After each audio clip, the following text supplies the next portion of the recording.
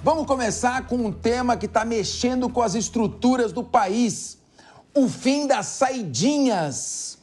De acordo com o Defensor Público Geral Federal, que é o Dr. Leandro Magalhães, o fim das saidinhas pode dividir os presos entre os que já tinham decisão favorável para deixar o sistema penitenciário em datas comemorativas e os que ainda vão se submeter a novas regras sem o direito de visitar a família. Mesmo antes da derrubada do veto, a lei diminuía a quantidade de possíveis beneficiados. Segundo o Defensor Público Geral, abre aspas, isso leva à retirada total das saídas temporárias no Brasil. A gente tem mulheres que não praticaram crimes com violência ou grave ameaça, não praticaram crimes hediondos e vão perder o direito de ver os próprios filhos. Presos que vão também perder o direito de ver os pais. Fecha aspas.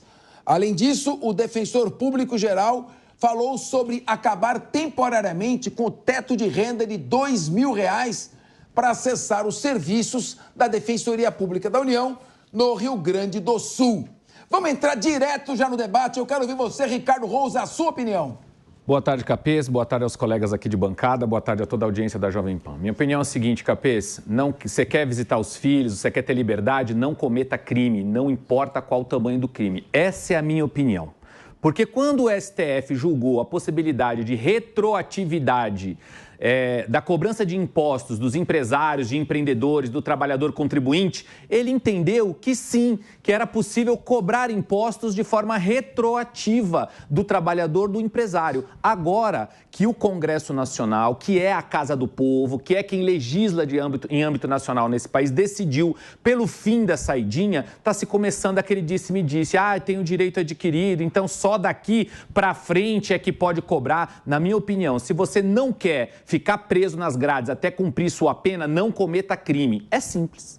Muito bem. Eu quero... Leandro Ferreira, enquanto ele falava, você estava discordando. Eu não estou entendendo. Ele está errado o que ele está dizendo? Se quer ter direito à saída, não entra. Para não entrar, não comete crime. Boa tarde, Capês. Boa tarde, audiência da Jovem Pan, os meus colegas aqui no debate de hoje. Eu, enquanto o Ricardo Rosso falava, estava procurando aqui no site Consultor Jurídico o artigo Revogação da saída temporária tem caráter penal e não retroage. Porque, como vocês sabem, eu não sou da área do direito, mas tenho bons colegas, como o apresentador deste programa, Fernando Capês, que defende que medidas como essa da revogação da saidinha não devem retroagir e, de fato, vai acontecer o que o Eu não entendi, você está se referindo a qual artigo? Ô, Mel, você tem aí no ponto a nossa grande produtora aqui, um beijo para você, Mel. Se tiver, pode colocar no ar aqui para a gente ver sobre o que o Leandro Ferreira está falando. Vai você, Leandro. O artigo, eu li até o título aqui, mas ele é de autoria do Fernando Capês. E, de fato, não só o artigo, mas outros entendimentos, como esse da Defensoria Pública da União, informam que não é possível retroagir na aplicação de uma nova formatação para esse tipo de benefício ou de situações. Agora, o Ricardo Rosso tem razão num assunto. Se você quer ter as suas liberdades normais, que você não entre em conflito com a lei. Claro que isso não depende exclusivamente da vontade da pessoa, e sim das condições que a levaram a cometer crime, que podem ser muitas. Podem ser de ordem pessoal, mas podem ser também de ordem que as leva a uma situação de serem forçadas a cometer alguns crimes, como os crimes famélicos, por exemplo. Sérgio Zagarino, eu estou achando um pouco demagógico esse argumento do Leandro Ferreira.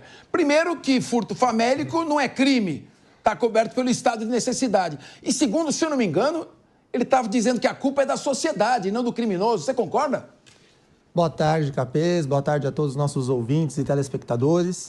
É óbvio que eu não concordo. Pelo amor de Deus, né? O Leandro, nesse programa eu já vi ele defender que alguns crimes não deveriam sequer ser crimes. E o Leandro está aqui na mesa para poder discordar de mim se for mentira o que eu estou falando. Então, assim, a gente não pode pensar num Estado democrático de direito que as pessoas elas visam fazer algumas coisas muito simples. Elas visam criar seus filhos, ter um bom emprego, ter ali uma educação, um lazer, saúde, moradia. É isso, dentro de uma área que seja segura. A gente não pode permitir com que no país tenhamos a sensação de impunidade, que é essa sensação de insegurança que gera.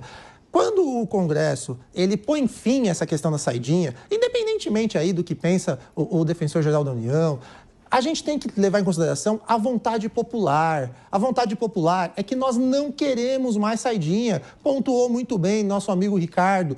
Não quer ficar preso? Não comete crime. Aí você não vai ter direito ou não a saidinha, meu amigo. Você vai estar aqui na rua trabalhando, vai participar de programa. Então, assim, quando o Leandro começa a pontuar essas ideias, assim, de pessoas que são de um cunho, vamos dizer assim, um pouquinho para a esquerda, eu discordo totalmente, Leandro. Mas, ô Sérgio, vem cá. Você está falando de que eu não considero crime, que eu acho que não deveriam ser considerados crimes em algumas situações, e de fato isso é verdade. Mas eu acho mais ainda que a lei deve ser aplicada igual para todos. E a realidade desse país é que uma coisa que é crime para alguns não é crime para outros. As pessoas têm diferentes níveis de acesso à justiça e é por isso que uma coisa como a Defensoria Pública da União é tão importante. E você sabe muito bem que tem muita gente aí, por exemplo, no uso de drogas, que acaba ficando em liberdade por conta da condição que tem, por conta da cor da pele que tem, enquanto que o resto vai pra cadeia. Pera, o que foi aí? Roubaram o teu celular? Eu queria que você falasse pra audiência, esse celular aqui, se porventura me roubarem, a pessoa tem que ser presa ou não?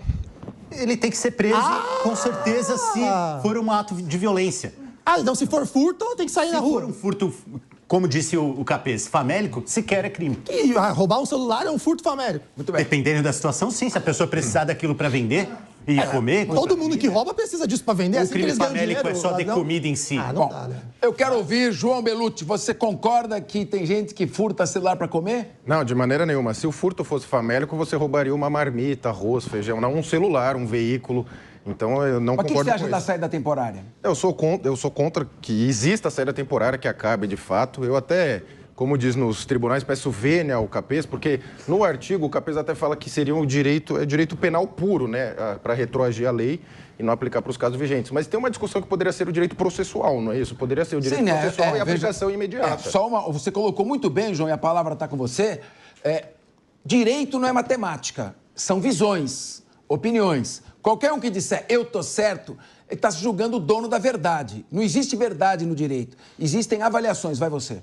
Não, perfeito, porque aí seria o direito penal puro, aí por isso não retroagiria para acabar com a saidinha já para quem está na prisão. Mas a outra corrente é que seria o direito processual e normas processuais seriam a aplicação imediata.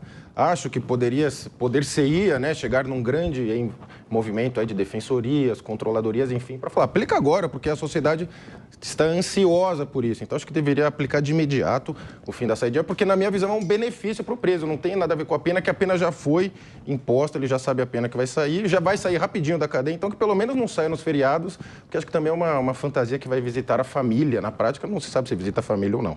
Mas, João, eu concordo com você que é a vontade da população. Só que, ao mesmo tempo, nós que somos operadores do direito, a gente tem que garantir a segurança jurídica.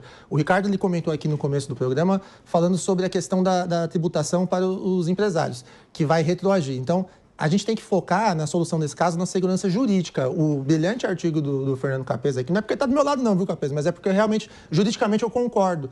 Ele faz com que nós tenhamos um pouco de segurança jurídica num país que talvez a segurança jurídica passe longe.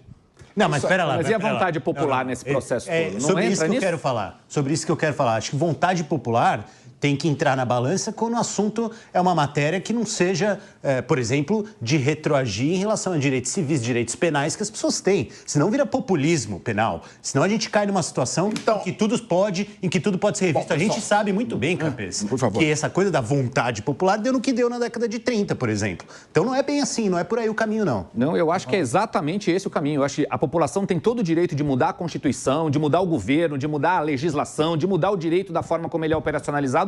Para isso que existe o Congresso Nacional, a Casa de Mudança de Leis. Para isso que existe um troço chamado, bem simples, para a população entender, projeto de emenda à Constituição. E até a possibilidade de alterar completamente a Constituição, como foi o caso que nós fizemos aí na década de 80, que a nossa Constituição é de 85 para cá. Então, a vontade popular é que ela deve imperar. E a população entendeu que está na hora de acabar com esse negócio de saidinha de preso. Ponto. O Congresso aprovou uma lei. Agora vamos judicializar isso e aí vamos mandar para trás. Então é o seguinte, simulando aqui a discussão, 3 debatedores são a favor do fim da saída temporária. Um debatedor é contra o fim da saída temporária e acha que a saída temporária tem que continuar. 2 debatedores acham que a norma não pode retroagir porque ela prejudica o réu. 2 debatedores entendem que pode retroagir. Uma questão importante. O apresentador do programa é uma questão importante. Não, estou apenas aqui ancorando vocês, mas para você conhecer, eu quero saber a sua opinião, mas para você conhecer também a minha opinião, dá uma olhada nesse artigo que eu publiquei no site Consultor Jurídico. Tem o link, Mel, para eles poderem dar uma olhada, é no site do Consultor. Olha, Mel já colocou aqui, ó. A saída temporária é direito do condenado assegurado em lei e não regra de procedimento. Como norma de direito, não pode retroagir. Então, aqui, gente, no site Consultor Conjur, você põe Conjur, Capês, saída temporária. Você vai ver qual é a minha opinião. Seguinte, a Constituição Federal tem certas regras que nem por emenda constitucional podem ser alteradas. São as chamadas cláusulas pétreas. Os direitos e garantias individuais, nem se fizer uma emenda constitucional, eles podem ser diminuídos ou suprimidos. É um rol inabalável. Como dizia o antigo Vicente Mateus, imexível. Agora, claro, se você fizer uma nova Constituição, tem que fazer uma nova Constituição. Aí você pode, sim, pela vontade popular, como disse o Ricardo Rous, criar uma nova estrutura. Na atual Constituição, a norma que é de direito penal não pode alcançar quem praticou um crime antes dela. E isso não pode ser alterado nem por emenda constitucional. Agora, saída temporária não é uma norma processual como se fosse um prazo de recurso. É um direito previsto de ordem material. Então, a Mel, que é muito competente aqui, vai colocar o link para você, porque nós já temos outro assunto piscando aqui para a gente debater. Qual é o link para quem tiver curiosidade de conhecer a posição jurídica? Mel, tem aí? Ótimo, então já estão aí no chat, já receberam.